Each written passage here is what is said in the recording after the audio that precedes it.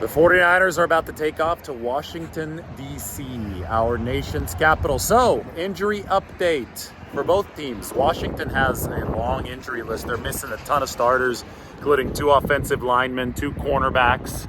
49ers heavily favored in this game for a reason. But for San Francisco, Eric Armstead is out, as expected. Plantar fasciitis, probably won't see him until the postseason at the soonest, although the 49ers haven't said that much. We are just connecting the dots of this situation and reading some of the tea leaves. Jauan Jennings, the receiver, still in concussion protocol. So this is the second straight game that Jauan has missed. I asked Kyle Shanahan how much concern there is, and he said there's always concern, but he also shared that Jennings has put together some positive days recently. So maybe that's a sign that he's going to be back to practice next week. He's got to progress through that concussion protocol, though, to get onto the practice field with the blue non-contact jersey and then further clear whatever steps he needs to clear to get back out onto the football field. No Jair Brown for the 49ers. He's officially out. The rookie safety knee sprain, but the good news there is that Kyle Shanahan seems cautiously optimistic that Jair Brown will be ready to go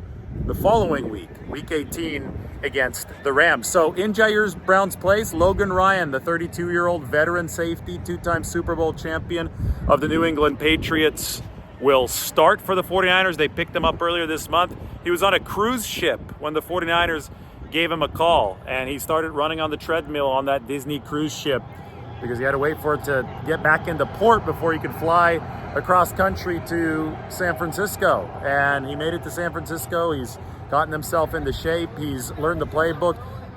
Logan Ryan is going to start in place of Jair Brown and obviously in place of Talanoa Hufanga, who's done for the season with the torn ACL. And the word is that he's a very, very good communicator. He's loud out on that football field, but loud in a good way. He's talking to his teammate. Steve Wilkes said the other day that Jair really impressed, that Logan Ryan really impressed the 49ers in his first day filling in for Jair Brown, in that he was talking to the 49ers defense, that he had already commanded the playbook, that he was showing off that veteran savvy right away. And that's probably one of the most important things in the safety position, is to talk and to be able to not blow an assignment and make sure that your teammates are in the right spot, because in a way, you're the captain of that secondary up there in the middle of the field. Ross Dwelley, high ankle sprain. They thought he might have a chance to be back this week, but he's not going to be back this week.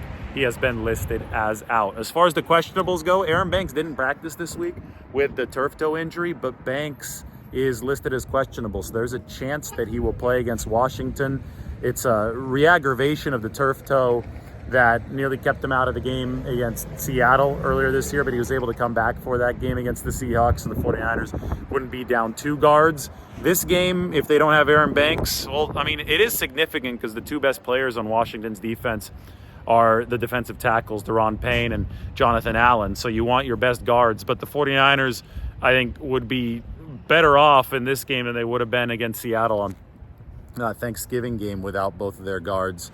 Had Aaron Banks not toughed it out, because Spencer Burford is ready to go. You wouldn't be missing both guards, so you could just plug John Feliciano into that left guard spot. Demetrius Flagan-Foles, linebacker, and Jordan Mason are both dealing with illnesses, so they are questionable for the 49ers. And then Danny Gray, they can activate him from injured reserve. He practiced this week. He's healthy. He's been healthy for a while, but they finally put him into that practice routine. They finally opened up the practice window on Wednesday.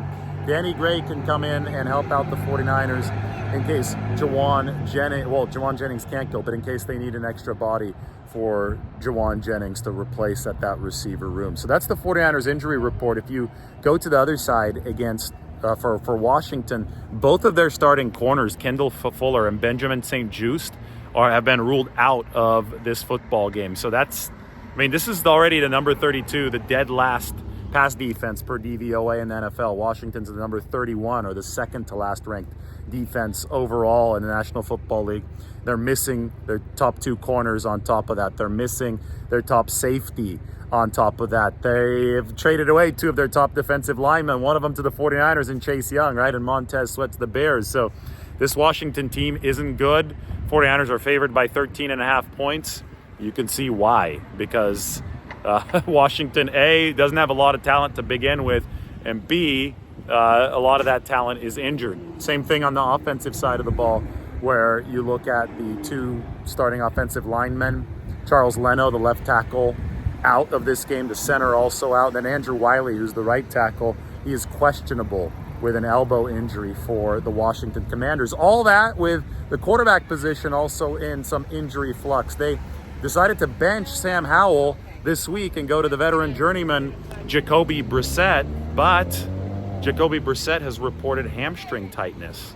And with that hamstring tightness, there's a chance that the Washington Commanders go back to Sam Howell.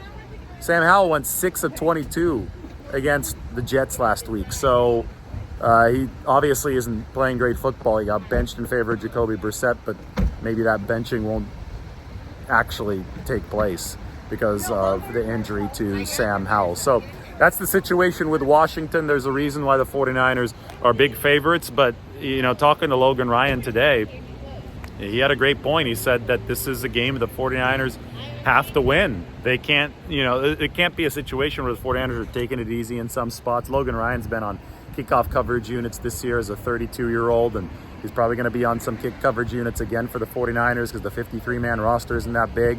You have to have your best players doing the important jobs, which is every job at this point of the season. There is nothing that is trivial, and the 49ers recognize the importance of this football game, even though they are heavy favorites over the Washington Commanders. Win these final two if you're San Francisco, over Washington and then over the Rams back here at Levi Stadium, and there will be no questions asked. The 49ers will be the number one seed in the NFC, and that will count essentially as a playoff win because they'll have a bye. They won't have to play in the wild card, and then everything will come here through Levi Stadium for the postseason. So that's what the 49ers are looking at this at. They're not playing a good team, but they cannot let one loss turn into two. And they're debuting a new starting safety in Logan Ryan. They obviously are dealing with some stuff up front. I think I didn't mention Jalen Moore. He's also out of this game, the swing tackle for the 49ers, because he is in the concussion protocol. So when you look at Jalen Moore being out, Matt Pryor is going to be that 49ers swing tackle. They didn't have him this last game because they cut him right before the Ravens game, and then they re-signed him after. So the 49ers are dealing with depth issues up front as well, but they do trust that they have enough depth to get this done.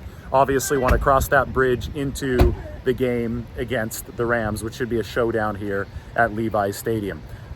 You look at the totality, the big picture. Brock Purdy entering this game against the worst pass defense in the league, minus 2 cornerbacks, minus a safety. Seems like a good opportunity for a bounce back. And hey, 49ers would welcome a bounce back with a showdown against the Rams and Matthew Stafford, who's playing really well, looming the week after.